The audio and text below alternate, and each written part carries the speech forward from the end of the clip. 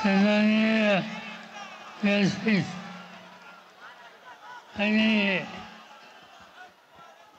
देशाची लोकशाही टिकवण्याच्यासाठी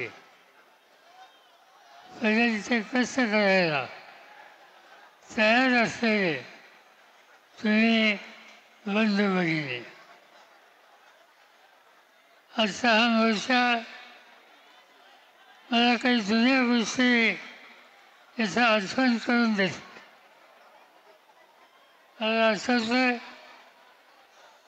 1978-19 या काळात महाविद्यालयामध्ये शिकत असताना संयुक्त महाराष्ट्रात बसण्यासाठी असे मोर्चे निघाले आणि काळा घोडा आणि त्याचा परिसर, तिचे मोर्चे एक प्रकारचा इतिहास निर्माण करावे हे मोर्चे होते. आणि त्यानंतर आज तुम्ही सगळ्यांनी जी जबरदस्त एकजूट दाखवली, त्यातून संयुक्त महाराष्ट्र याची जी चळवळ होती त्याची आठवण होती. आज एक महत्त्वाचा विषय आपण हातात घेतो. आपण स्वतःसाठी काही मागत नाही. आपण एवढंच म्हणतो की लोकशाहीमध्ये संविधानानं जो अधिकार तुम्हा आम्हाला दिला त्याचं जतन करणं याची आज वेळ आली. आपण बघितलं निवडणुका झाल्या आणि त्या निवडणुकीमध्ये विशेषतः विधानसभेच्या निवडणूक जे काही प्रकार झाले त्यामुळं सामान्य माणसात संसदीय लोकशाही यावरचा विश्वास याला धक्का बसला. आज अनेक ठिकाणी लोक अस्वस्थ आहेत.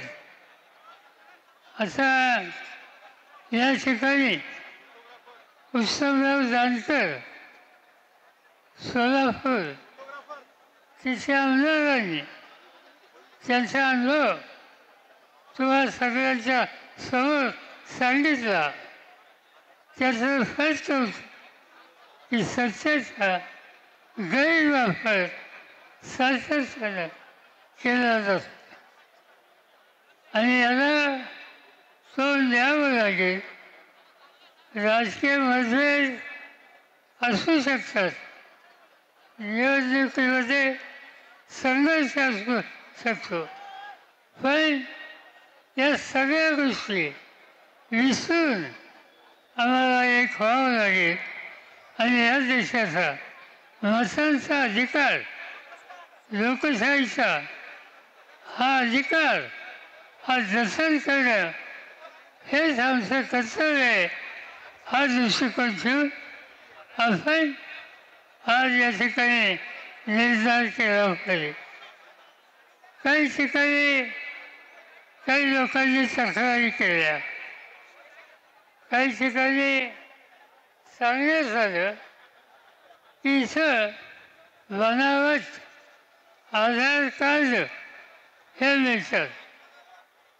माहिती दिली, कलेक्टरनं सांगितलं सिद्ध करून द्या, हे आव्हान आलं, डेमो दाखवला आणि हे दाखवून हा आरोप सिद्ध ज्यांनी केला त्याच्यावर गुन्हा दाखल केला.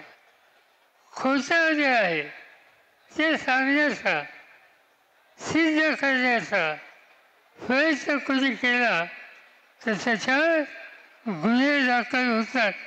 याचा अर्थ हे शासन या सगळ्याला संरक्षण देतं, पाठपुरावा करतं. आणि त्यामुळं तुमची माझी ही जबाबदारी आहे. काही करा, पण आम्ही हा मतदानाची करून फाडणारी चोरी आहे, ती चोरी आम्ही थांबवणार.